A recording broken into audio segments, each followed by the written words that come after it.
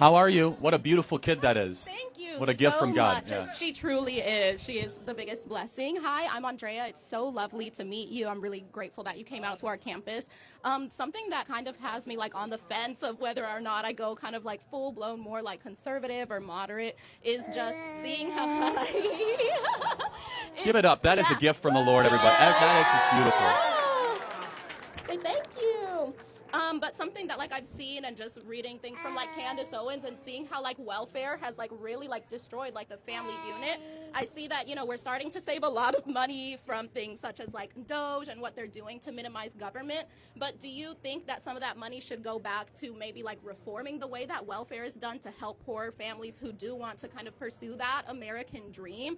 Maybe such as programs like Healthy Start, or there's like a fatherhood program here in Tallahassee me and my family have benefited from to just, you know, promote the family unit.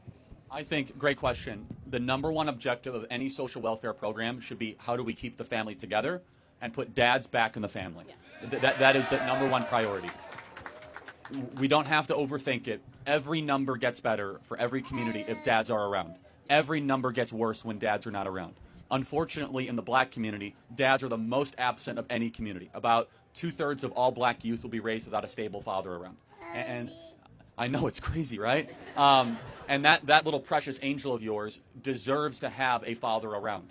And you know, for daughters and for sons, it's different things. For a daughter, that's a father figure to look up to say that is how a man should act, and someone that I ought to one day marry, someone that will protect me from a vicious world, and someone that makes me understand what strength and not brutality looks like, what justice but not revenge looks like. To have a father figure is a silent way of forming a child to be a mature citizen. And unfortunately, as we've removed dads from families, government has come in and has taken the place. So some people need help and they need social assistance.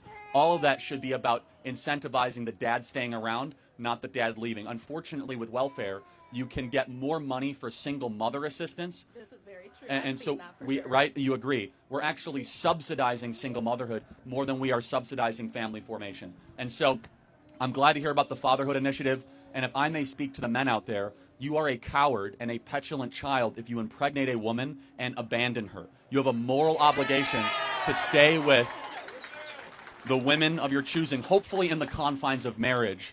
This idea that men can just abandon women and, you know, leave the consequences without any responsibility has been a catastrophe for our country. So that's my answer, and I'll say this. The Democrat Party does not talk about dads at all. The Republican Party, we are talking about how men need to be men again, in the home, take responsibility, provide for your family, and with strong families comes smaller government and a better country. Thank you so much. And I do, if y'all don't mind, I have one more question. Her dad actually wanted to ask this because this was something that to him and our family is really important. We enjoy being out in nature and things like that. So we wanted to know, like, what was your take on climate change? From what we've seen, a lot of conservatives don't tend to like subscribe to climate change, but what can we do if we are leaning more conservative to do things to just like promote like our, you know, national parks and like protect the land that is here? It's something that's especially important to us as Floridians. So a couple things. We as conservatives get slandered a lot for acting as if we want dirty air and dirty water. That is not true. What is true is two things. We do not catastrophize climate change. We do not think it's the greatest threat to humanity. We think that global temperatures are slightly going up. We acknowledge that. We don't know if human beings are the main driver of that. The biggest issue is this, though. We believe human beings must always come above abstract animal rights concepts. Great example of this is California. In California, they had water issues during the wildfires, largely because they said that we must protect a delta smelt, a fish, above human beings actually being able to have water. When we talk about the environment, we as Christians believe there's an ordering to the environment. It goes as following: God, man, nature. We are above nature, but God created all. We are here to be stewards of nature, and the nature is there for us and for our purposes. But there's nothing biblical or good about polluting. There's nothing biblical or good about destroying the environment. But the distinction is important. We do not worship the earth. You might get closer to God in nature, but God is not in nature. This is a very important Christian concept.